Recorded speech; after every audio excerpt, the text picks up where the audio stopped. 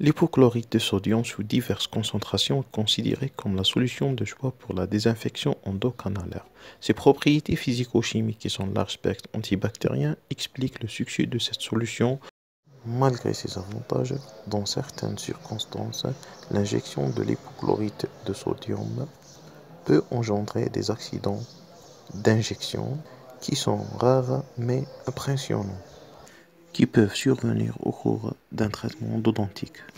L'injection de l'hypochlorite de sodium au-delà du foramen apical survient surtout lorsqu'on a une dent immature, une dent mature avec un foramen apical large, une dent mature avec une construction apicale endommagée par un traitement endodontique lors de la préparation canalaire, une dent mature avec une résorption apicale ou la présence d'un canal accessoire non détecté par le praticien.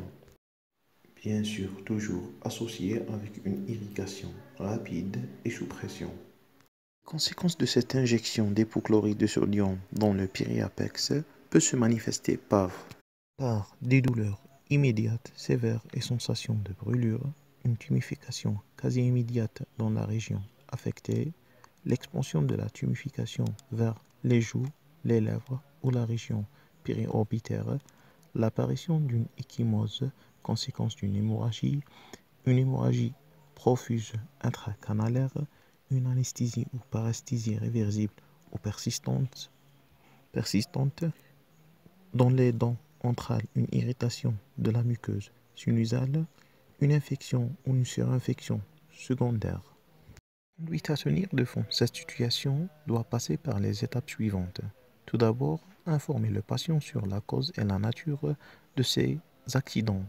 Il faut le rassurer et le prévenir de l'évolution en insistant sur le gonflement et l'apparition d'un futur hématome sur la face et sur la longueur du processus du retour et le retour à la normalité.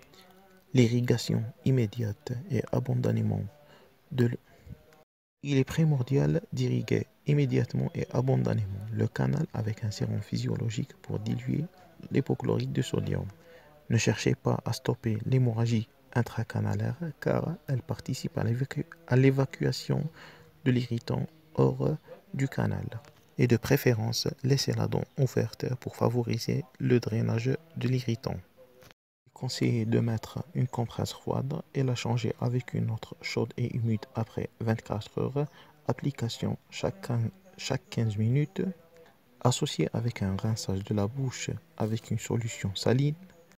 Et pour éviter la surinfection et l'infection, une prescription prophylactique anti-infectieuse d'un antibiotique comme l'amoxicilline d'1 gramme 2 fois par jour, des anti-inflammatoires stéroïdiens durant 4 jours pour le contrôle de l'inflammation et pour les douleurs, la prescription d'un antalgique est conseillée.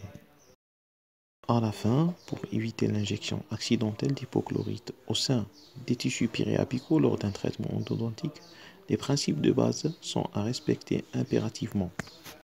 Un contrôle rigoureux de la longueur de travail pendant toute la durée du traitement, l'utilisation d'une aiguille d'irrigation à ouverture latérale spécifique à usage endodontique, le maintien d'une liberté complète de l'aiguille qui ne doit jamais être coincée dans le canal, une injection lente et continue de la solution associée à un mouvement vertical continu de va-et-vient de l'aiguille dans le canal, une injection sans pression, une vérification permanente du reflux de la solution d'irrigation dans le canal en direction coronaire.